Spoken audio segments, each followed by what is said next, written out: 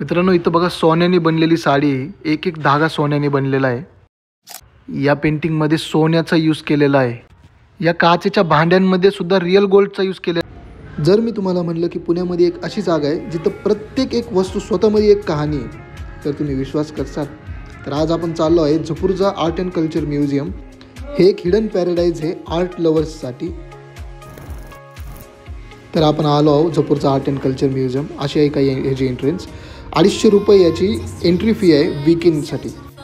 Entry करताच भगवान नटराज यांची विशाल अशी मूर्ती आपल्याला पाहायला मिळते. खूपच सुंदर आणि खूपच अद्भुत अशी मूर्ती आहे.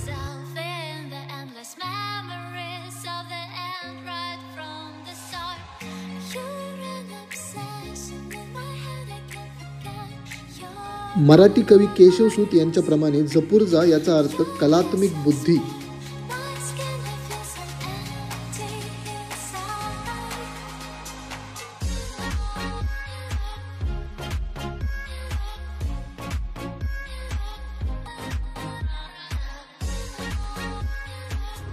आपल्या पहिल्या आर्ट गॅलरीमध्ये आहे जुन्या खूप साऱ्या पेंटिंग्स.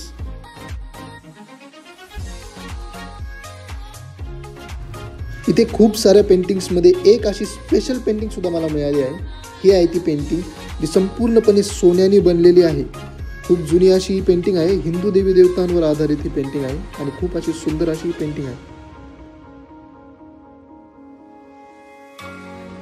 हा आहे मणिकर्णिका घाटचा छोटासा मॉडेल जो ब्रॉन्झ या मटेरियलने बनलेला आहे.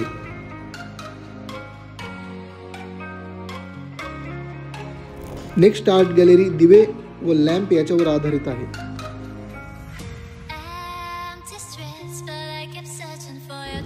इथे विविध प्रकारचे दिवे आहे. खूप सारे 150, 200, 300 वर्षापूर्वीचेही दिवे आहेत. जरा या दिव्याला बघा. खूप असा विशाल असा दिवा आहे आणि खूप सुंदर असा दिवा आहे.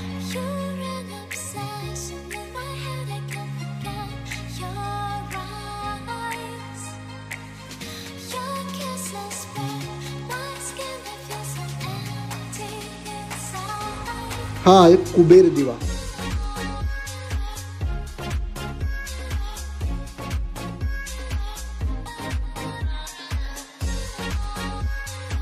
तर आपण पुढच्या आर्ट गॅलरीमध्ये जाऊ जी आहे पैठणीवर.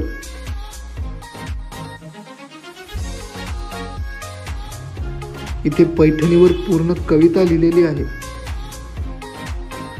विविध प्रकारच्या पैठणी इथे आहे. 150, 200, 300 वर्षापूर्वीच्या सुद्धा इथे पैठणी आहे. आणि ही आहे पुणेरी पगडी.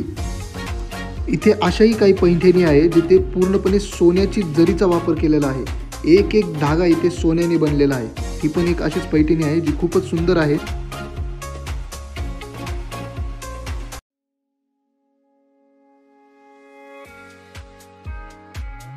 नेक्स्ट गॅलरीमध्ये सोन्याची आभूषणे आणि विविध प्रकारचे लक्झरी वस्तू आहे जे खूप जुने आहे.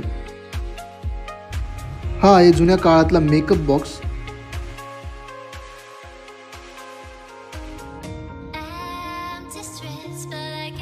हे पहा 250 वर्षापूर्वीचे टी सेट. काश्मीरमधून बनलेले हे टी सेट.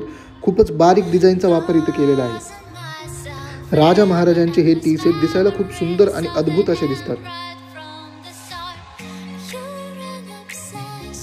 माणसांचीच नाही तर घोड्याची सुद्धा इथे ज्वेलरी आहे. सिल्वरचा यूज करून बनलेली आहे. भगवान श्रीकृष्णांचा सुंदर असा पाळणा ज्याच्यावर सुद्धा बारीक डिझाईन आपल्याला दिसते. कॅमेरा तर भरपूर बघितले पण हा कॅमेरा मी पहिल्यांदा बघतोय. हा आहे जुना कॅमेरा. जुने जे फिल्म इंडस्ट्रीमध्ये कॅमेरा वापरले जाते असे होते.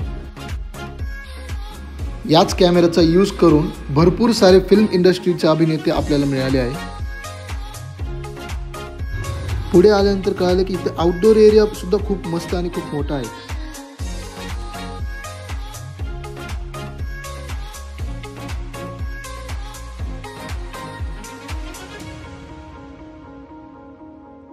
इथे आहे खडकवासला धरणाचा व्ह्यू.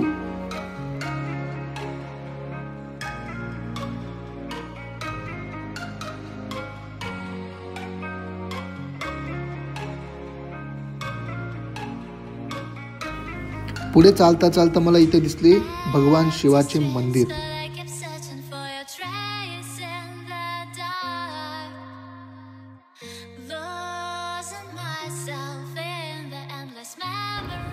भगवान शिवाचे दर्शन करून आम्ही निघालो पेट पूजेसाठी इथल्या कॅन्टीनमध्ये. ॲम्बियन्स तर या कॅन्टीनचा तसा चांगला आहे. एकादशीमुळे आज माझा उपवास होता म्हणून मी फक्त आज साबुदाणा वडे आणि एक लस्सी मागवली. बाहेर आलो पाहिलं की वेस्ट मेटलचा यूज करून इथं भरपूर साऱ्या आकृती अशा बनवलेल्या आहेत.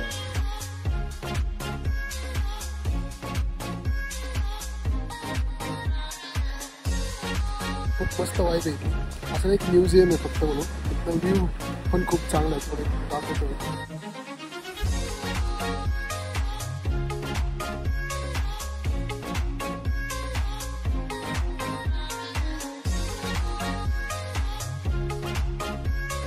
बाकी पुढचं आहे समोर आहे ती दाखवतो.